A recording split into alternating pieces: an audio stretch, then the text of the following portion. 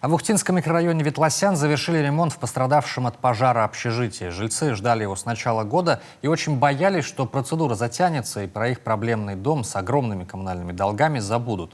Но городская администрация и подрядчик решили вопрос оперативно, и результат превзошел все ожидания жителей. Оценила его и Виктория Науменко.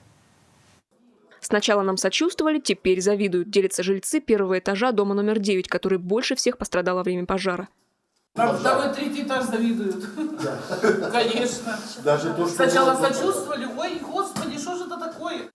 Пожар в доме по улице Ветлосяновской случился прямо в новогоднюю ночь. На первом этаже в комнате 43-летнего мужчины. Вечером 31 декабря он выпил и ушел праздновать. А потому просто некому было вовремя среагировать на возгорание. Когда огонь вышел дальше, за пределы комнаты, люди выскакивали на улицу кто в чем был. К счастью, пострадавших не оказалось. Но вот жилье на первом этаже одноподъездного дома выгорело сильно. Повреждено было 7 комнат, коридор и помещение общего пользования.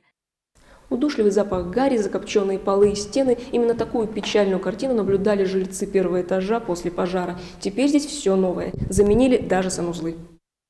Капитальный ремонт сделали на средства из резервного фонда городского бюджета. Его начали 3 февраля. За 3 месяца заменили полы, все входные двери, почтовые ящики, побелили и покрасили стены в коридорах и на лестничных клетках. На все работы ушло 2 56 000 рублей.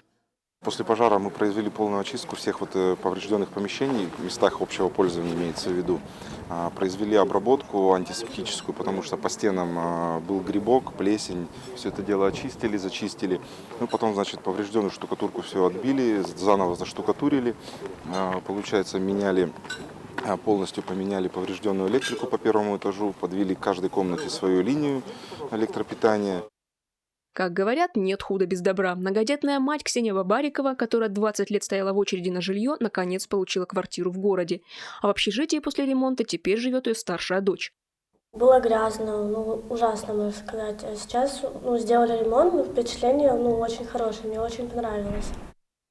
О взыскании компенсации с виновника пожара говорить не приходится. Нечего взять, кроме сгоревшей комнаты, говорят соседи. Впрочем, после ЧП он здесь и не появлялся. Но остались проблемные соседи и без него. Так, по словам подрядчика, при установке новой входной двери ее попытались украсть какие-то люди с низкой социальной ответственностью. Поэтому представителям фирмы-подрядчика приходилось на объекте не только работать, но еще и дежурить, охранять имущество. Поэтому за судьбу обновленных помещений жильцы уже переживают. Теперь им тем более есть что терять. Виктория Науменко, Павел Лагутин, телеканал Юрган, Ухта.